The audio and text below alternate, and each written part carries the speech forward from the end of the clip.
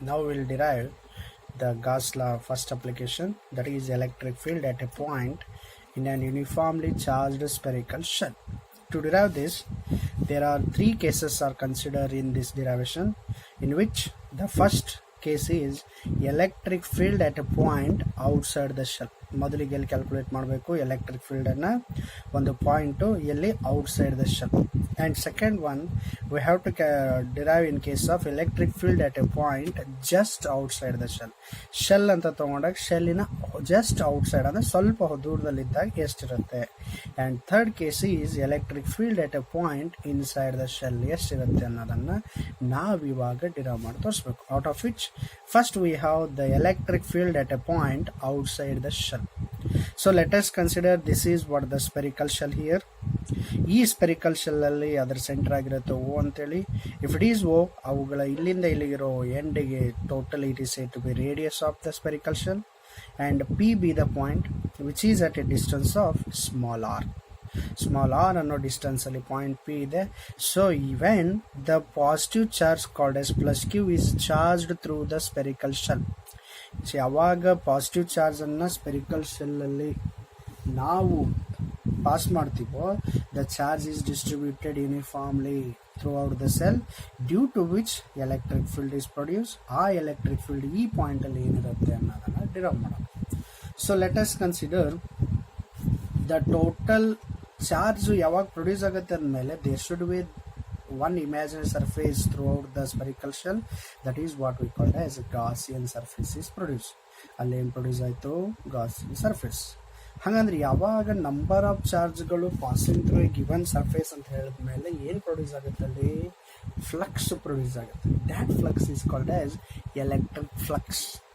ಈ ಎಲೆಕ್ಟ್ರಿಕ್ ಫ್ಲಕ್ಸನ್ನು ನಾವು ಕೊಡ್ತೀವಿ phi equal to total in the sense summation of E into delta S into cos theta. Already ನಮಗೆ last equation ಗೊತ್ತು, phi equal to E into delta S into cos theta. But ಇಲ್ಲಿ number of electric field lines passing through given surface ಅಂತ ಹೇಳಿದ್ರಿಂದ summation of E into delta S into cos theta, let us say to be equation number 1. But here, what is theta here? Theta is equal to 0 degree. If it is 0 degree, what about cos 0 degree? It is 1. So therefore equation 1 becomes phi equal to summation of E into delta S. So as a E is constant, therefore area agodhenilli surface area. Therefore, but what about the summation of delta S here? But summation of delta S is equal to 4 pi r square. What is this 4 pi r square? It is said to be area of spherical shell. Therefore, substituting value of summation of delta S into the equation number 2, will get phi equal to E into 4 pi r square. ನೆನ್ಪಿಟ್ರಿ, ಈ equation ಏನಾಗುತ್ತೆ ಅಂದರೆ phi equal to E into summation of delta S ಆಗಿರುತ್ತೆ. Okay, therefore E into summation of delta is 4 pi r square. Let us say equation number 3. ನಮಗೆ ಈಗ ಸಿಕ್ತು total electric flux in a spherical shell. So from Gauss law, ನೆನ್ಪಿರಲಿ ಇಲ್ಲಿ Gauss law application ಅಂತ ಹೇಳಿರೋದ್ರಿಂದ ಯಾವ ಲಾನ ಯೂಸ್ ಮಾಡಬೇಕು? ಗಾಸ್ ಲಾ ಯೂಸ್ ಮಾಡಿ ಸಾಲ್ವ್ ಮಾಡಬೇಕು. Therefore from Gauss law what is phi equal to Q by epsilon. Comparing the equation number 3 and 4, 5 ಎರಡು ಕಂಪೇರ್ ಮಾಡಿದಾಗ ಅಥವಾ ಸಬ್ಸ್ಟಿಟ್ಯೂಟಿಂಗ್ ಇಕ್ವೇಶನ್ 4 in 3 ಅಂತ ಮಾಡಿದಾಗ then will get Q by epsilon is equal to E into 4 pi r square, or E into 4 pi r square is equal to Q divided by epsilon. ನಮಗೆ ಬೇಕಾಗಿರೋದು electric field. Therefore electric field E is equal to ಎಷ್ಟಾಗುತ್ತೆ ಈಗ? E equal to Q divided by 4 pi r square into epsilon, or E equal to Q divided by 4 pi epsilon into r square. This is what the electric field at a point outside the shell. ಎಲ್ಲಿ? outside the shell. Similarly, second point derive ಮಾಡಬೇಕು, electric field at a point just outside the shell. ಸ್ವಲ್ಪ ದೂರದಲ್ಲಿದ್ದಾಗ electric field ಎಷ್ಟಾಗುತ್ತೆ ಅಂತೇಳಿ. Let's this is what the spherical shell here. ಈಗ point ಅನ್ನು ತಗೊಂಡಿವಿ ಸ್ವಲ್ಪ ದೂರದಲ್ಲಿ, ಅವಾಗ ಎಲೆಕ್ಟ್ರಿಕ್ ಫೀಲ್ಡ್ ಪ್ರೊಡ್ಯೂಸ್ ಆಗುತ್ತೆ E ಅಂತೇಳಿ. ಈ ಪಾಯಿಂಟ್ ಅಲ್ಲಿ ಎಷ್ಟು ಎಲೆಕ್ಟ್ರಿಕ್ ಫೀಲ್ಡ್ ಅಂತ ನೋಡಿದಾಗ it is given by from the last equation. Equation ನಾನು 5 ಅಂತ ಹೇಳ್ತೀನಿ, ಅದನ್ನೇ ಮತ್ತೆ 5 ಅಂತ ಬರ್ಕೊಂಡಿದ್ದೀನಿ. therefore electric field E equal to Q by 4 pi epsilon into r square ಆಯಿತು. ಬಟ್ ಅಲ್ಲಿ ಆರ್ ಅಂದ್ರೆ ಹೇಳಿದ್ವಿ distance from O to P. ಈ O to P distance R ಅನ್ನು ಕನ್ಸಿಡರ್ ಮಾಡಿದಾಗ ಈ R almost very equivalent. That means ಎರಡು same distance ಅಲ್ಲಿ ಇದ್ದಂಗೆ ಇರುತ್ತೆ. Therefore small R is equal to what? Capital R. If small R equal to capital R ಆದಾಗ equation 5 becomes E equal to Q divided by 4 pi epsilon into capital R square. That is equation number 6.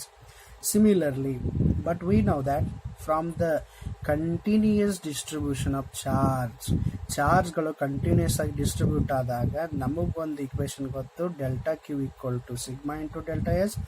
Therefore sigma equal to what? Delta Q divide by delta S.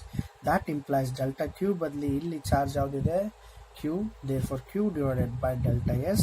Therefore Q equal to sigma into delta S ಆಯಿತು. Let us say equation number 7. So now substituting equation 7 in case of 6 ಅಂದರೆ Q ಇರೋ ಜಾಗದಲ್ಲಿ ಯಾವುದನ್ನು substitute ಮಾಡೋಣ? ಈಗ equation 7 substitute ಮಾಡೋದು. ಆವಾಗ E equal to sigma into delta S divided by 4 pi epsilon into R square.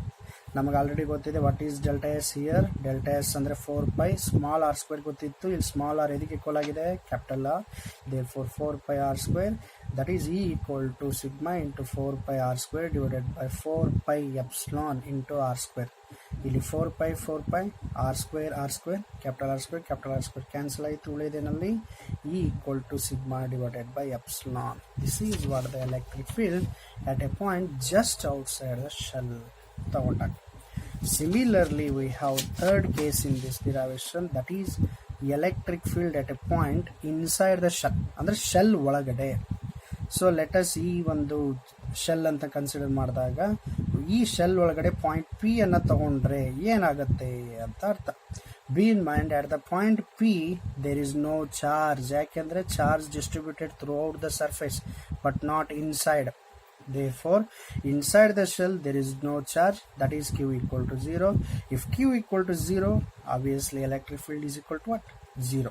If electric field is equal to 0 in the sense there is no electric field is produced inside the shell. ಅದನ್ನ ನಾವು ಹೇಳ್ತೀವಿ electric field at any point inside the shell is 0. ಇದನ್ನ ನೆನಪಿಡಬೇಕು, very important. ಈ ಒಂದು derivation ಅನ್ನು ನಾವು derive ಮಾಡಬೇಕಂದ್ರೆ 3 case derive ಮಾಡಬೇಕು for 5 marks. Okay, thank you.